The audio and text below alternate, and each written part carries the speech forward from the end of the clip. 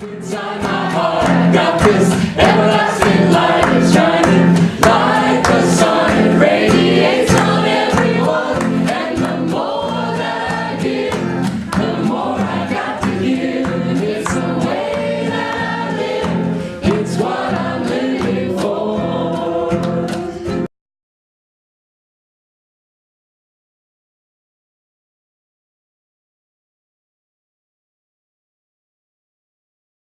You didn't know where you are. You are at a Center for Spiritual Living. Here we are. All right, where we celebrate our magnificence, as Patrick said, and we celebrate the knowing that we have powerful minds that we get to use to create our lives.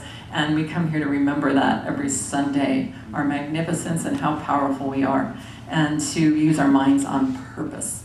So with that said, I just want to introduce Jeevan over here, for those who don't know him.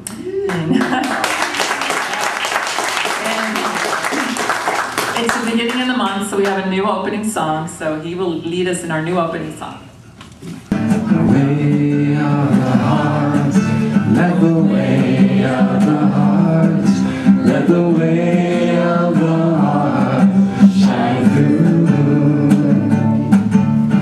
Love upon love upon love, all hearts are beating as one. Light upon light, all disappear into one. Let the way of the heart, let the way of the heart, let the way of the heart shine through. Let the way of the heart, let the way of the heart, let the way of the heart shine through. Love upon love, all hearts are beating as one. Light upon light upon light, all disappear into one. Let the way of the heart, let the way of the heart, let the way of the heart shine through. Let me hear you. Let the way of the heart, beautiful. Let the way of the heart, let the way of the heart shine through. Love upon love, all hearts are beating as one. Light upon light, all disappear into one. Let the way of the heart, let the way of the heart, let the way of the heart shine through. Let the way of the heart, let the way of the heart, let the way of the heart shine through.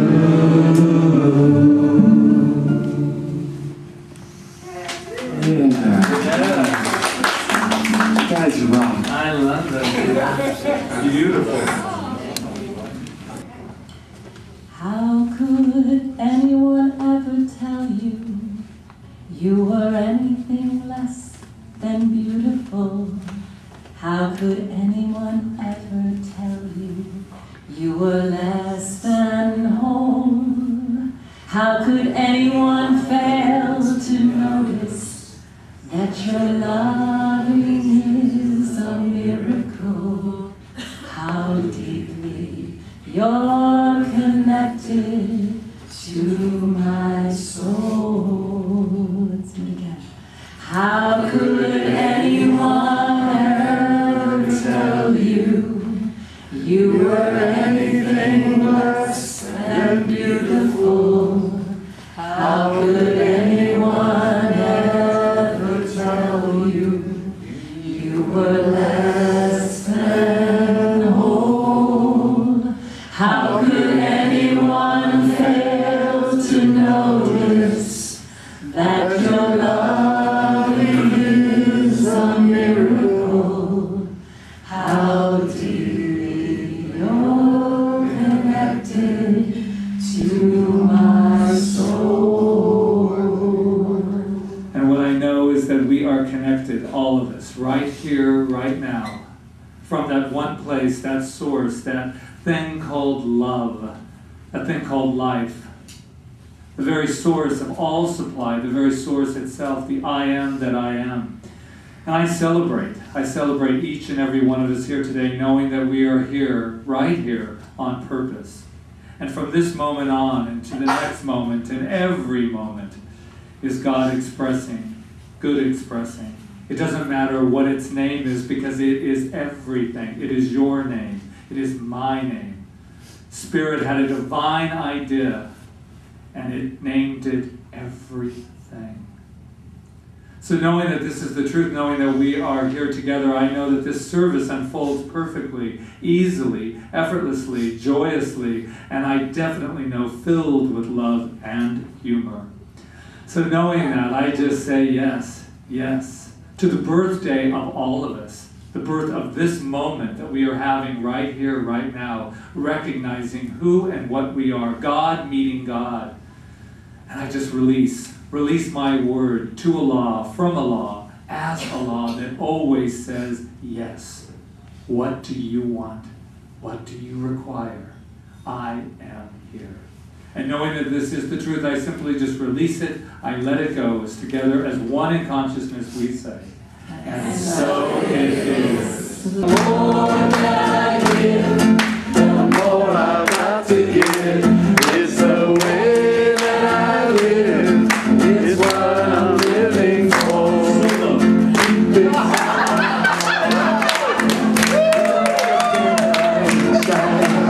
Like the sun, it radiates on everyone. And the more that I give, the more I got to give. It's the way that I live. It's what I'm living for. Sing it, Patrick. Deep inside my heart, I've got this everlasting light. Shining like the sun, radiates on everyone. And the more that I give, the more I've got to give. It's the way that I live. It's what I'm living for. So the topic today is the perfect pattern. I'm going to start with a quote by Emma Curtis Hopkins. I've been using her a lot lately because I've been taking a class about her. And if you don't know who she is a powerful healer, teacher, considered the teacher of teachers in the New Thought movement. And she comes from back in the late 1800s and very early 1900s. And anyway, she is a no-nonsense woman, and she really just basically says it as it is. And that's the way it is. And straight to the point. Anyway, I really was touched by this quote. It says, "Most people think they are reporters rather than creators. They report in great detail the conditions of their day, usually with emotion and exaggeration. Guess what happened to me? You won't believe it. But the law knows nothing about reporters. It only knows about creators. It takes every word spoken as a word of creation. As a result, the new day of the person is created out of the reporting of the old day." Malia just rolls her eyes. Yeah! This is like really true. And if we would get this, oh wow. Can you say it Can again? you imagine? I will repeat it again. Most people think they are reporters rather than creators. They report in great detail the conditions of their day, usually with emotion and exaggeration. Guess what happened to me? You won't believe it. But the law knows nothing about reporters. It only knows about creators. It takes every word spoken as a word of creation. And as a result, the new day of the person is created out of the reporting of the old day. So this is how we create the patterns. Now, how many of us, I even get stuck in this, especially when I talk to my mother. That's the best. And I try to stay, with it when she's talking and she's telling me the same things every time, about her life and the things that are going wrong. And then I try to find a way to identify with it. Like, you don't want to make her feel bad, so you got to find a way to identify. I experience that a lot with my hand. That's why I stopped talking about it, because you talk about it and then somebody else will just tell you their story and how they did that and how much worse it was than your story, blah, blah, and pretty soon you can never let go of it. So, really, reporting to me is just complaining. In reality, you're just complaining. And usually you're complaining because, and I'm not saying you, I'm just saying in generalities. Usually we're complaining because we're not wanting to take responsibility for whatever it is going on. And so we just keep repeating the same pattern over and over and over, like, hamsters on a hamster wheel. Margie Worrell wrote, first we make our habits. It's just a habit, complaining, reporting. It's just a habit. First we make our habits, and then our habits make us. It's so amusing, and it's so true, and yet, how do we escape from this? How do we escape from this? How do we not escape, but how do we change it? Next time you catch yourself doing this, what can you do? I have a method that works pretty well, and it'll pretty much keep me on task. And it's just that I just basically, when it starts to come up, if I can catch myself and I don't get into the empathetic mode, I will just bring it back. I'll find a way to bring it back to principle. Like, even if I'm, let's say I'm experiencing a cold or something. Usually I'm experiencing a cold because I needed rest and I didn't take it. Or I've been so, thinking so hard that all my thoughts become congested. This is the way I look at life now as a spiritual being. I look at it, I come to it from the spiritual perspective of why it's happening. So if I do that, if somebody my mother says, oh, it sounds like you have a cold. Well, you know what, I have been a little congested, but you know what, I think it's just that I just need to rest, so I'm just really taking that time off to rest, and blah, blah, blah, and not go into the story again. So I had someone tell me once, reiterate to me how the same thing happens to them every single year at this time. So, and so what's going to happen when you do that? You're going to create the same thing happening to you every year at that time, right? So you're creating a pattern. It's like a groove in a record. And you're just, well, that shows how old I am. What do we have grooves in now? I don't know where to put it, but it's like a broken record. Not too many of us are too young to remember records. Anyway, so what did you just say? Somebody screamed something out. DVD. A DVD. Do they get stuck like that sometimes? They moved us out of the groove of the record. See, they moved us out of the groove of the record so we can now move ourselves out of these strange things that we do to ourselves by telling ourselves the same thing over and over, and instead create a new pattern. So Ernest Holmes wrote, if we allow the world's opinion to affect our thinking, then that will be our demonstration. If, on the other hand, we rise superior to the world, we shall create a new pattern. That's what we're doing here. We cannot create out of our conditions. We can't do it. We can. We can create out of our conditions more of our conditions. But what we're asking ourselves to do is to in spite of our conditions, to go to a new place and start anew and not create from the same old place. And we keep telling ourselves it's difficult to do this, but in reality, it's really not that difficult if we really, really just do it. There's a wonderful, if you haven't seen it already, there's a wonderful video on the internet with Bob Newhart called Stop It. It's like 6 minutes. Just put in Bob Newhart Stop It, and you will see this amazing comedy scene about stopping it. So I suggest you watch it for your homework. I'm going to check on you next week. Just all you have to do is put in Bob Newhart and stop it. you will laugh your little heart out because you'll realize that that's what we all do. What we all do, what this girl does on the video. So, yeah, so we have to create a new way. I was thinking this week about patterns and how I never learned to sew. Even though I had like the perfect pattern, right? You have a pattern when you sew, and you put your material and you cut it, and you're supposed to turn out like the picture, right? But for me, it didn't. So I quit after the first time, even though the perfect pattern was there.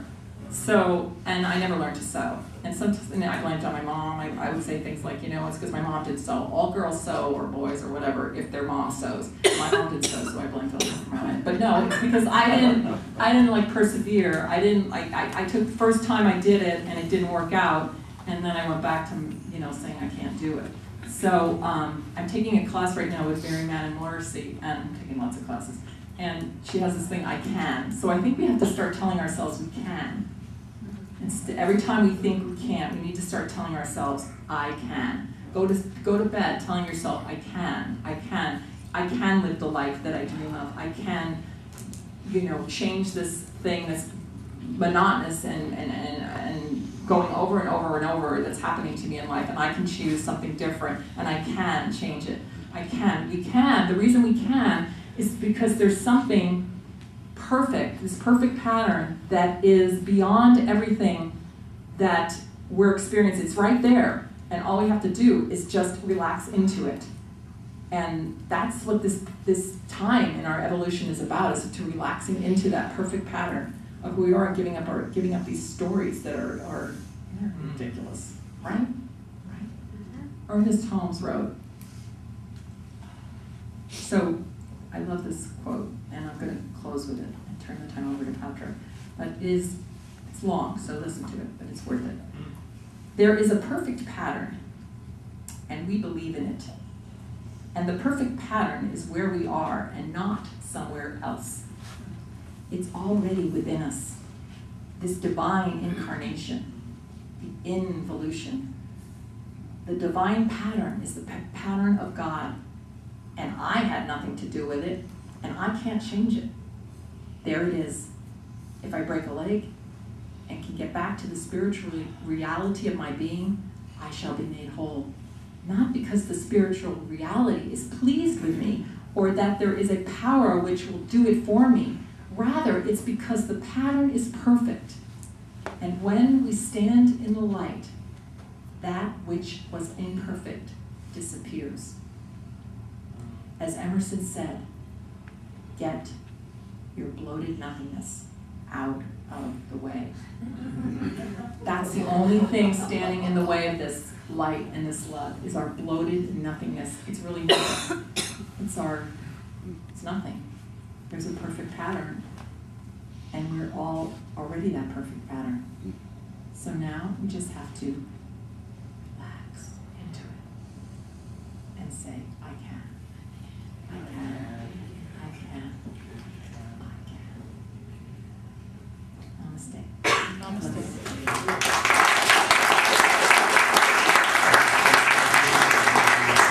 Now I shall turn the time over to the birthday. How long can I milk this birthday? We shall find out. Well, let's just discuss. I think I just want to jump onto this last bloated nothingness. It sounds a little harsh, and I know we're here for inspiration. And like, did she call me a bloated nothingness?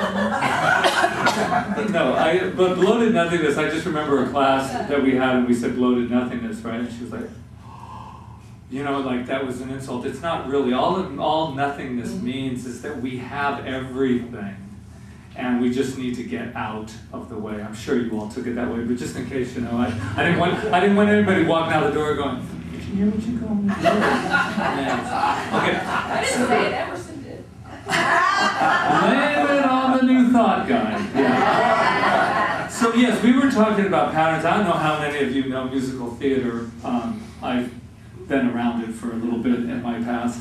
And there was a song called Patterns, and I was playing it yesterday from the musical Baby.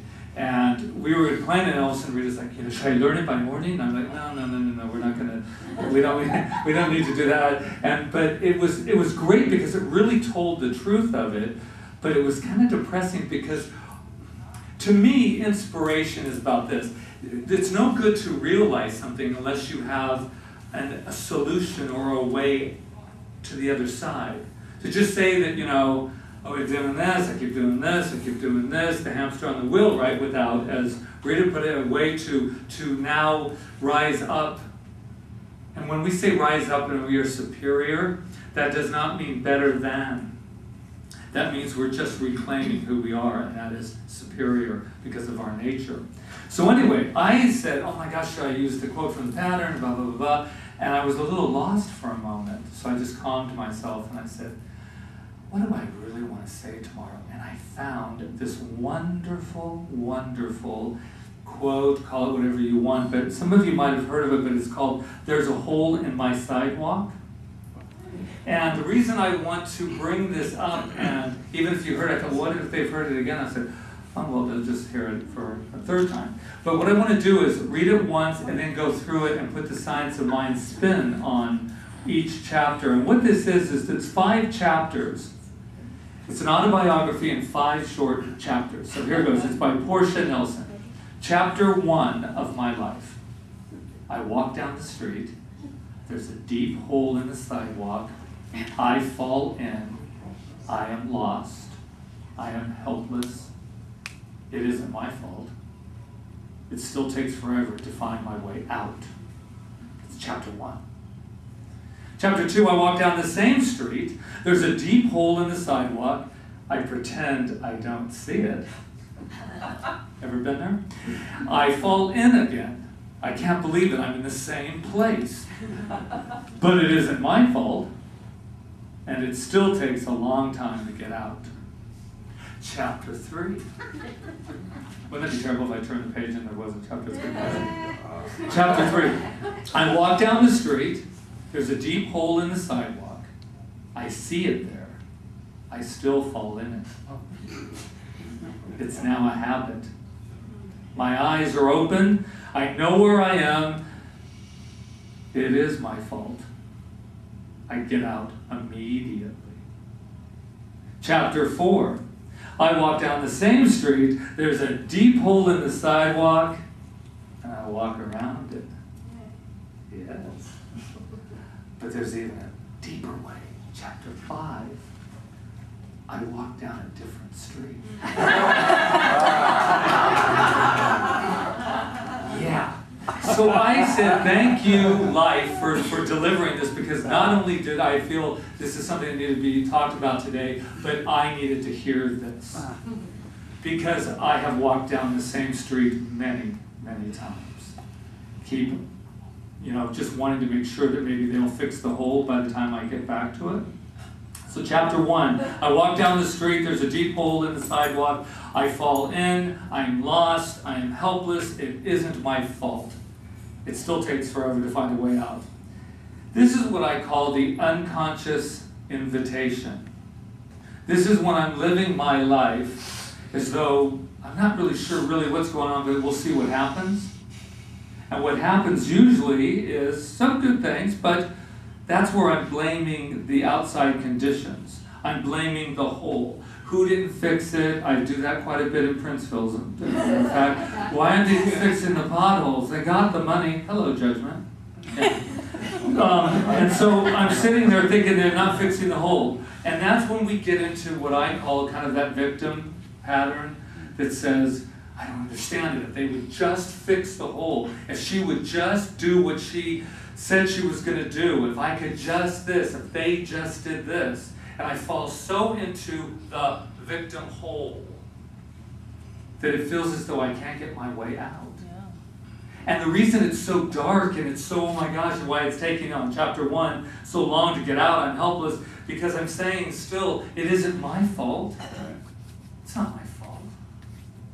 So I need to go over to chapter 2. You walk down the same street, there's a deep hole in the sidewalk. I pretend I don't see it. I fall in again. Now let me tell you about religious science is blamed for this many times. They say, oh, you're that teaching that pretends it really doesn't, if I'm sick, it's really not there, and all of these things. No, that's not what we say.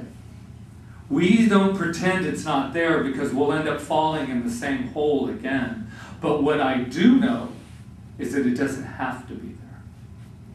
I do know that there is another choice. I do know that things happen to me, but it's not a necessity. There was nothing that was pre-planned that said, okay, this time Patrick's going to fall in the hole.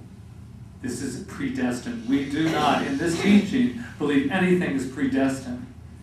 Once we fall in the hole, I know, sometimes I say, ignorance is bliss. You go down the hole. I was a little unconscious for a moment. But then there's a time that we still have to take responsibility. But here it says, I can't believe it. I'm in the same place. Have you ever been there? I can't believe this happened to me again. I can't believe I picked the same relationship 30 times in a row. Why did I do that? It's just, what was my karma? I mean, this is ridiculous. It's because you went to the hole and you said, I don't know, no, it's not there. What I know is this, I know good, and then you still go back to the same street. Because we need to take responsibility. Now, chapter 3, we get a little better in this story, right? I walk down the street, there's a deep hole in the sidewalk, I see it there. I still fall in. Now it's getting pitiful, right? Now aren't you feeling like, hello already? It's like, didn't they see the hole the first 2 chapters? Yes, they did, but guess what? It became a habit. And I know that, these habit things, you keep thinking, no, I'm going to change that, and then you end up doing it again because there is a comfortability. Or would I say sometimes I get so secure with my insecurity. I get so secure because I at least know it. You at least know the 30th, relationship that's not working. You've been doing it for 30 times, so you got it down pat. I know where I'm going. Right? With any kind of habit. So they walk down the street, they fall in, it's a habit, my eyes are open. I know where I am. And here's the great part. Wow. Maybe it is my fault. We don't use fault in science of mind. That's just an awakening. Oh, maybe I have something to do with this. What a concept. Maybe I keep falling in the hole. Maybe I need to take a good look at myself. Take a moment to say, wow, do I want to keep doing that? So this is where we know the results and the habit is so strong that we do it anyway. Right? We know it, but we do it anyway. Is there any bright light in the story? Chapter 4. I walk down the street, there's a deep hole in the sidewalk, and I walk around it. Have you ever felt that feeling? It's almost like confidence. It's like, wow, I've been really doing this for a long time, and I've been telling the same story, and it always gets the same ending. It's amazing about that, isn't it? When you tell the same story over and over, the ending is usually the same. But what I realize is that when you start to become awakened and aware and say, wow, I can tell another story and it's going to work so much better for me. So then, here's the enlightened state. We call it enlightened. I walk down a different street. Hallelujah, amen, and so it is, right? Because here's what happens. This is where your past, I heard this the other day, the law that we work with, that powerful force, the law, doesn't know the past. It doesn't have the past. It doesn't work on a condition and say, oh, yeah, but remember what you did last time? No, I don't think we're going to do it. It has no reasoning. All it has is that force that says, yes. Walk into the hole, yes. Walk into the hole, yes. Until you can absolutely stand there and say, I love myself enough. I care about me enough. I remember who I am And I've decided that I'm going to walk down another street. And they may fix the hole, they may not fix the hole. Those 30 relationships may turn out to be something different somewhere else. But I always say to myself, I say that, you know what? We are all one, and we are all God, but sometimes that person's God self needs to be over in that part of God, and I need to be over here. And there's nothing wrong with that. That's the different street. That's a different set of this. You know, all my life, I barely just made it. I always made it, just enough financially. I just made it enough financially. Well, that's my story. Until you say, I got a different one. I'm going to walk down a different street. Here's my story now. I am like this, it's ridiculous. I'm like this money magnet. It's like everywhere I go, it's like gold, gold, gold. And I start getting excited about a new story. Every relationship I have now, oh my gosh, it's the perfect match. It's love meets love. Everything creative, my creative self, it just birthed. I used to be like scared to do that, but I'm not now because of who I am, and I remember it. That's the different street. And what's so beautiful about it is you get to not only go down a different street, but you get to name it. You get to name your own street. That's beautiful. I wonder what I'll name my street. Something to do with Patrick, I'm sure. I'm sure. God Street. I like that. So, did you enjoy the story? Yes. It was just like nap time in kindergarten, wasn't it? It was like, I got a little story for you. So what I'm taking from this, and I also have a quote to end with. Do not become paralyzed and enchained by the set patterns which have been woven of old. No. Build from your own youthful feeling. I know something about that. Your own groping thought and your own flowering perception. As I look at beautiful Rita, flowering perception. That's what it's about. And what's interesting is that I knew we were trying to see who would get to this quote first. Inspiration, that would be me.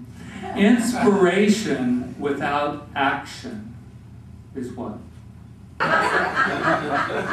Inspiration without action is entertainment. And I really want to leave you with that, because we can learn all we want about not falling in the hole, but sometimes we get a little. Are we still figuring that one out? Yeah. Here we go. One more time. See, yes. If we come here and we just get inspired and we never use it, bless you, then it just becomes entertainment. Oh. Did you like that little land? Is that, oh. Let's say it again just so you won't ever forget it. Yes, that's right. You guys are ruining my ending here. I'm trying to have a nice closing, but oh no. That's what you get when you try to steal a quote from your wife. That's usually. So that is what I leave you with, because I know that one of our missions is that we not only hear it, we not only embrace it, but we also take it out there into our world. So the next time that you try to repeat something, not nobody in this room, but you go to repeat something, and then you'll go, oh, there's a hole in the sidewalk. And you'll go down a new street. Namaste. Blessed am I, Spirit am I am the infinite within my soul. I have no beginning and I have no end. All this I am. Blessed am I, Spirit am I am the infinite within my soul. I have no beginning and I have no end. All this I am. Blessed am I.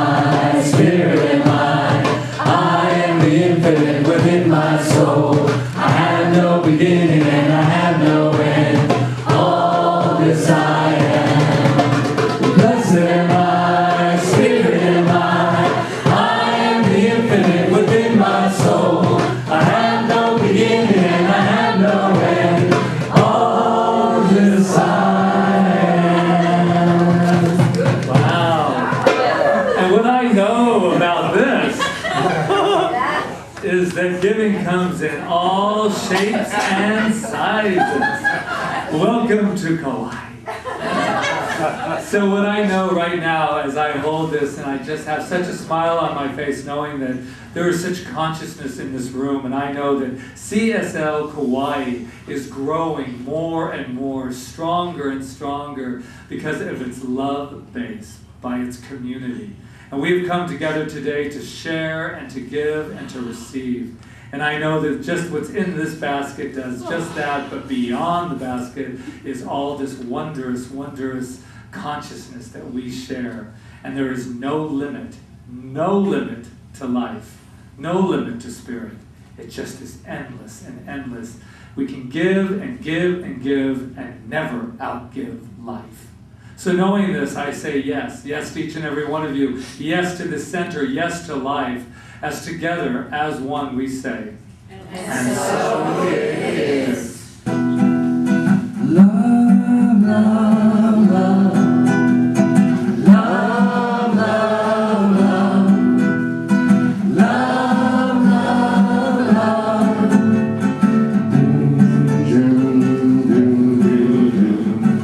There's nothing you can do that can't be done. Nothing you can sing that can't be sung. Nothing you can say, but you can learn how to play the game. It's easy.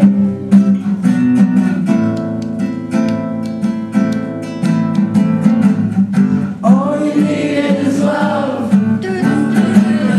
All you need is love. All you need is love. Love. Love is all you need. Nice. Love, love, love. Love, love, love. Love, love, love.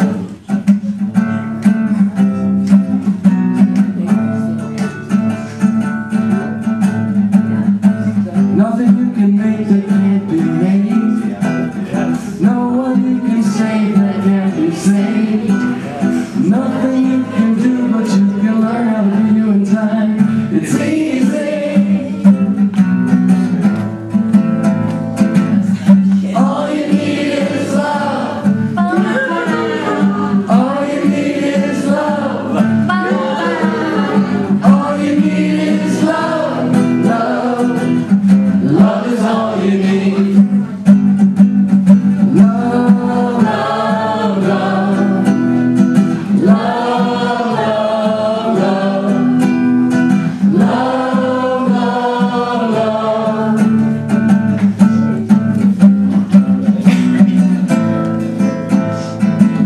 Nothing you can know that isn't known. Nothing you can see that isn't shown. There's no way you can be that isn't where you're meant to be. It's easy.